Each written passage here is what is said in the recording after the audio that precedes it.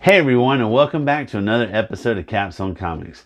I'm Kenny Caps, and tonight we're going to be discussing Spider-Man. We're also going to be talking about his evolution. We're going to be talking about Spider-Woman, and we're also going to be talking about Spider-Girl. Let's get started.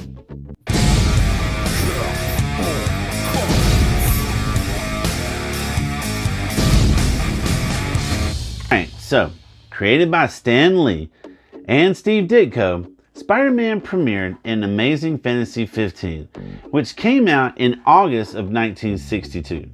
And I've already discussed Peter Parker a bit before, but there's just something more, there's always more to say about Spider-Man. And one thing is that Steve Ditko originally intended the character to have an orange and purple costume. Isn't that crazy? Well, another thing is this cover. You see, over the years, there have been lots of people that have been drawn to Spider-Man, and lots of people have drawn Spider-Man. And to me, Jack Kirby's version, this is like Spider-Man that is it's like Tobey Maguire, you know? This looks like Sam Raimi's version. To me, Andrew Garfield looks more like Ditko's version, and Tom Holland, he looks more to me like John Romita Sr., right? Maybe a little Ross Andrew. Anyway, there's a lot to be said about this cover. Because of its significance, it's been observed by some very intelligent people. Far more intelligent than me. Well, anyway, so Ditko's first attempt at this Amazing Fantasy 15 was more like Amazing Spider-Man number 1. And you're looking down at him. A high angle shot makes the subject look small, weak, vulnerable, while a low angle shot right here is taken from the subject. It makes the subject look powerful and threatening. So Kirby's version, a low angle shot, looks awesome. Ditko's Amazing Spider-Man number 1, Spider-Man's all like, ah! See the difference? Alright, let's keep moving. Alright, so Jessica Drew premiered in Marvel Spotlight number 32 in February of 1977. And she was created by Archie Goodwin and Marie Severin. Jessica Drew is awesome, and I've always loved this character because even though her name is a derivative, like Spider-Woman, her powers aren't, right? She's got the Venom Blast, that's awesome, and pheromones. Well, the crazy thing about this character is that she was created to keep DC from using a Spider-Woman or Spider-Girl name. According to Stan Lee, he was afraid that some other company would put out a book and claim that they had the right to use the name. So he thought they'd better copyright the name. So after that, they just quickly created Jessica Drew because Lee wanted to protect the name. Now, you have to understand that something similar had happened years before when they created Wonder Man. DC sued Marvel because they had Wonder Woman, so Marvel discontinued Wonder Man. But then DC and all of a sudden just comes up with Power Girl, which after Marvel had introduced Power Man. So, now, anyway, interesting character. So just in case you didn't know this is like a chronological video. So the next major thing that we're going to talk about from Marvel Comics is Spider-Man and the creation of the black suit. Now, this was an iconic moment in the history of Spider-Man. And in Amazing Spider-Man 252, which is from May of 1984, we have the first appearance of the black costume. All right? But in Secret Wars number 8, which is from December of 1984, we get the origin of the alien symbiote that eventually becomes Venom. And then from there, billions of other characters and plot lines are created. So for 20 years, Spider-Man changed very little, right? I mean, at one point, he had 6 arms, but his suit always stayed the same. Well, from 1984 to 1998, Spider-Man wore this black costume, right? With a white spider design on his chest. The original idea for the costume for Spider-Man's black costume was conceived of by Randy Schueller.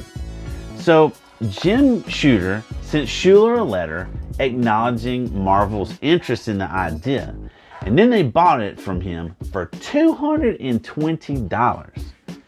Spider-Man's costume change was intensely controversial, with like many hardcore fans calling it sacrilege because Spider-Man's traditional costume was iconic, you know, like Superman and Batman. I can see where some people would be outraged by this, but I've always thought that the black costume is awesome. It's badass, right? Okay, so moving on down the line. Next, we have Julia Carpenter. Julia Carpenter premiered in Secret Wars number 6 in October 1984. This isn't that. This is issue 7 where she becomes the new Spider-Woman. Now, I've looked and looked and looked, but I can't find why Marvel decided to stop using Jessica Drew and started using Julia Carpenter instead. But if you know, please leave a comment below and explain why. Like, you know, I'd just love to know. So anyway, she was created by Jim Shooter and Mike Zeck. So in the Secret Wars storyline, when Spider-Man first sees the symbiote black suit, he thought when he saw this that he had like somehow subconsciously redesigned this suit to look like Julia Carpenter's. Well, later on down the road, after she becomes Madam Web, you know, she gets her mental powers, she passes on her arachnid costume to Anya Corazon, who then goes on to wear the Spider-Girl. We'll talk about that a little bit later, alright? Okay, so the next one, Spider-Man 2099. He premiered in Amazing Spider-Man 365 in August of 1992, okay? So, Miguel O'Hara was created by Peter David and Rick Leonardi in 1992 for the Marvel 2099 comic book line. So in this storyline, O'Hara is like this geneticist who's living in New York. But at this point in 2099, it's like Nueva York, right? So he attempts to create the abilities of the original Spider-Man, Peter Parker, and other people. But then like somehow he suffers this accident and that causes like half of his DNA to be rewritten with the spider's genetic code. So of course, like if something like that were to happen to you, you'd have to go out and become a superhero, right? I mean, I would, right? All right. So the next addition to the Spider-Man family is Ben Reilly. All right, the Scarlet Spider. He premiered in The Web of Spider-Man 118 in November of 1994 in the Clone Saga. All right, so this poor old clone, he was created by Jerry Conway all the way back in 1975 in Amazing Spider-Man 149. In that issue, he's just a nameless clone of Peter Parker though, who like dies right beside his creator, the Jackal. So when he's asked why he created the character, Conway said that of the things he was trying to do at the time, it was to take ideas to their logical but absurd conclusion. And the idea was that if they had Gwen Stacy brought back as a clone, how can you up the stakes when you get rid of her? When you write her out of the books, what you can do is make that really effective, and then you can punctuate it and bring that to the next level. And so he thought, well, if I can clone Gwen Stacy, I can clone Peter Parker too. So that's what really the impetus was, to raise the stakes, to give a good finish to the Gwen Stacy saga. But Jerry Conway had no intention of using the clone again after he died. But he returned during this Clone Wars saga, and this ran from 94 to 96. So Danny Fingeroth, who was the editor at Marvel at this time, told Spider-Man artists, look, I need you to design a costume for a character that's going to stand out from like the conventional superhero costumes. I want it to be functional, not flashy. So like everyone knows, like at this point in the 90s, God, it was all about guns and pouches everywhere.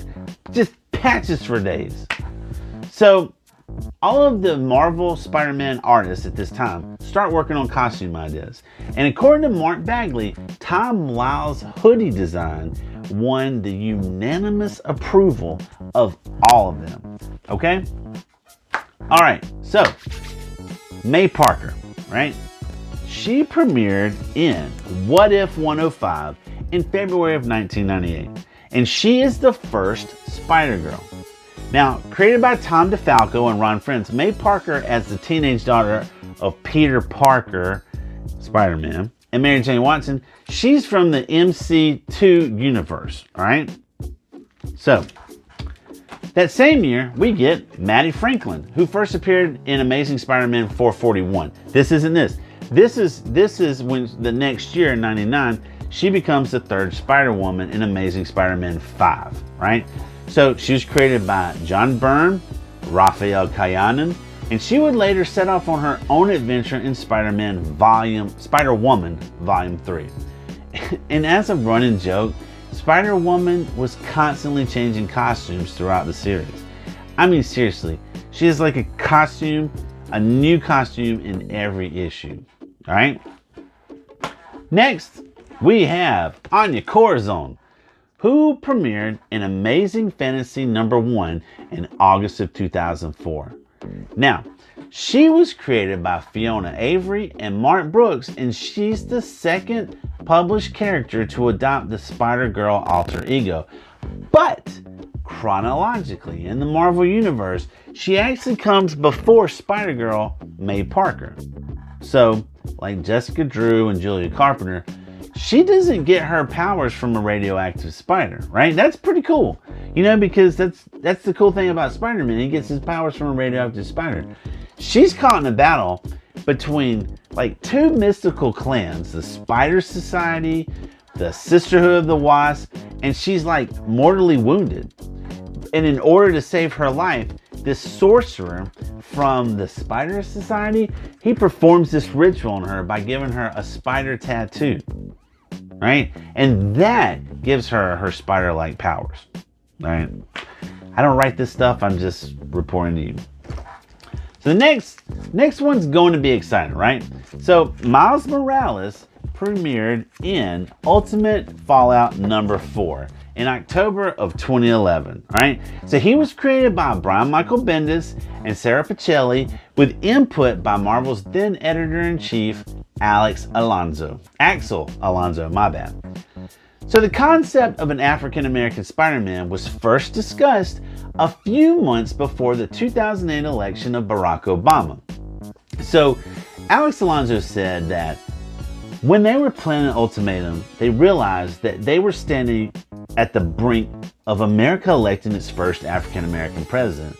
And they thought maybe it was time to take a good look at one of their icons. So when Marvel decided that the Ultimate Universe's Peter Parker was going to be killed, right? Miles Morales was created. Now, this is cool. Even though Miles Morales is the first African-American Spider-Man, he marks the second time that a Latino character has taken the Spider-Man identity.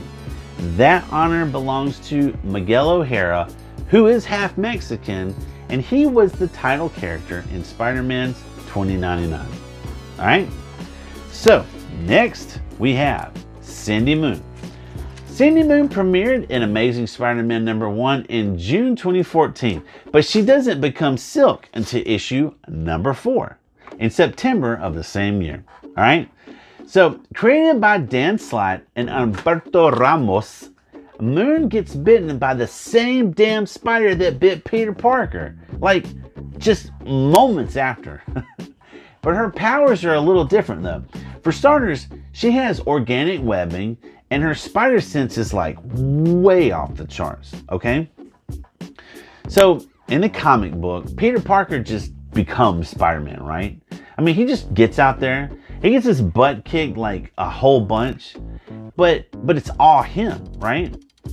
with Cindy Moon, I guess the suits at Marvel thought that a woman couldn't train herself, that they had some old fart just take her in and train her. I mean, I get it, like, that you have to change things. Like, you just can't have the same worn out story. And you have to keep it interesting. But to me, it just kind of seems lazy, right? It's like, so anyway, this person named Ezekiel, he approaches like the Moon family and offers to help and guide Cindy Moon in controlling her new abilities. So after like 6 years of training, 6 years, Ezekiel just locks her up to protect her, you know? If she's not ready to protect herself after 6 years of training, just keep training. You know, you're a horrible teacher, Ezekiel. And lastly, we have Gwen Stacy. Gwen Stacy premiered in the Edge of the Spider-Verse #2 in November of 2014. And she was created by Jason Latour and Robbie Rodriguez. So this Spider-Woman is a variant of Spider-Man and an alternate universe version of Gwen Stacy, who lives on Earth 65. In this alternate universe, Gwen Stacy is bitten by a radioactive spider and becomes a superheroine instead of Peter Parker becoming Spider-Man. Alright, so obviously this is not an exhaustive list, right? I honestly could not afford to buy any more Spider whatevers. You know, but the ones I haven't even talked about, there's Spider Anya, Spider UK, Spider Ham, Old Man Spider-Man of Earth 4, Superior Spider-Man, Spider-Man Noir, Ultimate Spider-Woman. I mean, when I started this project, I had no idea what I was getting into. I mean, because I love Spider-Man, but I just didn't know, right? Well, that wraps up another episode of Caps on Comics. Who is your favorite Spider-Man, woman or girl? You know? Please let me know in the comment section below. And if you haven't already, please be sure to like and subscribe. It's free. It doesn't cost you a dime to subscribe to my channel, all right? And don't forget, I now have monthly giveaways, and be sure to check out Every Friday Fun on each Friday, where you get the chance to name that song. And of course, you can always see me every Saturday night at 6:30 when I drop my latest video. I'll be there in the live chat waiting to answer your questions. And naturally, that's all on my channel, Caps on Comics. Thanks for watching, and I'll see you in the next video.